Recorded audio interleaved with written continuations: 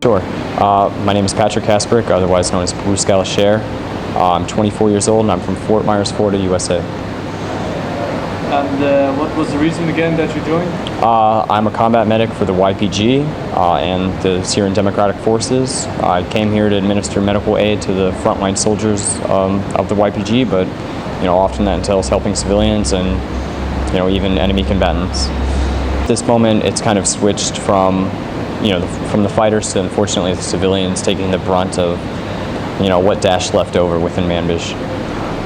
It was an eclectic mix. Mostly mines, certainly mines. The an indiscriminate tool to use against the enemy, and unfortunately catches all people within that. But there were gunshot wounds, usually Dragunov 76254.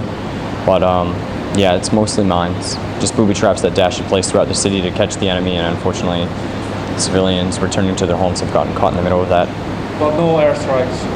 I haven't seen any airstrike injuries. I haven't heard the civilians say that they've received wounds from airstrikes. Having worked with some of these people that call in the airstrikes, I know within the YPG, I know that they're pretty discriminate about where an airstrike is. They confirm that civilians aren't there, and it's a very vetted process. Within the military, they've done a lot of help. They've taken the right approach, but within the medical avenue, there's a humanitarian crisis that's kind of just right under the surface as far as Manbij goes, in that there's no doctors. My tour was the only medical professionals, and there's only a handful of us. So it's difficult to say, but it would be nice to see that they pull in medical professionals that could come treat these wounds. They've done a bit as far as setting up small field hospitals for the soldiers, and they take in civilians. But for the scale we're talking about, with 100,000 residents in the city of Manbij, it'd be nice to see them step their game up and do a bit more. I would not know if it's demining experience that they're lacking, but I would say that it's the amount of mines that's actually the problem, and it's the places they were placed in. So during the operation, we'd move within the city, and there would be heavy fighting, and we'd pause for a second, and Daesh would just remine a ring around the city. So anything that was not cleared is unfortunately found by civilians. So it's not really that at this point in the war that the Syrian Democratic Forces or YPG have a tough time finding the mines. It's just that there are so many mines at this point that, it's almost to a ludicrous scale. Yeah, it would be nice to have NGOs come in, the coalition send in doctors, experienced medical professionals within the militaries. But it would be nice to see, the hospitals get back up and running. Right now, the hospitals are not a safe place to go to. They're also mined.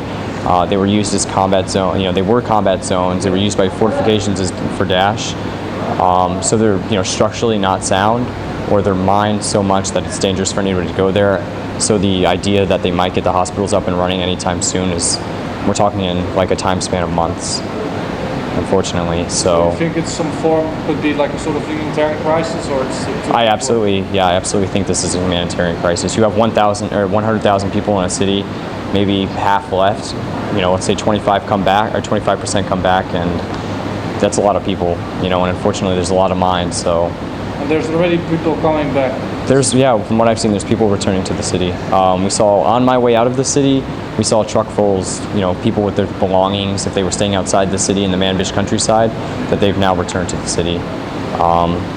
There are parts of the city that are safe, but the parts of the city that were, within the most recent fighting near the end of the battle are certainly the complete opposite of safe.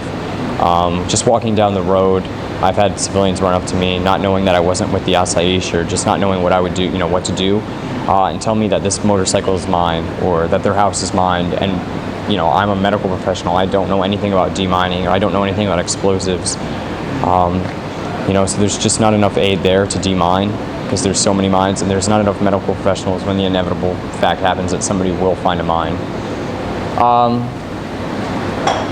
Like I said, I've had interaction with people within YPG that interact with the coalition, that call these airstrikes, and I know the process is vetted.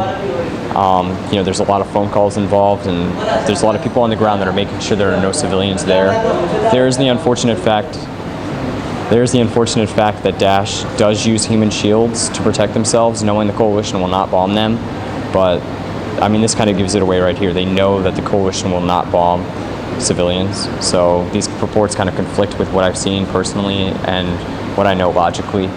The wounds I've treated with on the on the northern front of Manbij, I have not seen any indication that civilians were hit by were hit by airstrikes, or that they were wounded from being near airstrikes. This is nothing I've seen. As far as the policy goes, I don't think there's a policy. I know for a fact there's a policy for not, firing on civilians, not firing on people that are unarmed. I've treated Daesh prisoners, and I've seen firsthand that a Daesh prisoner was shot in battle. He couldn't flee, and then the IFAK kits that my Tabor handed out to the soldiers, they treated them with their own personal supplies that were, to be saved when they are injured.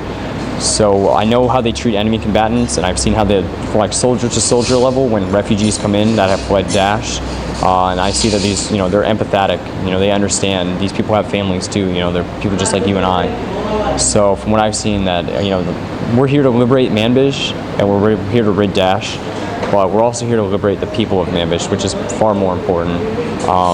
Every time civilians have flowed out of the city towards our Nokta, just not long after, the Syrian Democratic Forces, the SDF, will send out a water truck and make sure there's water. There's obviously population control that happens. It's unfortunate, but this is because Daesh will send suicide bombers within these, and I've seen it firsthand.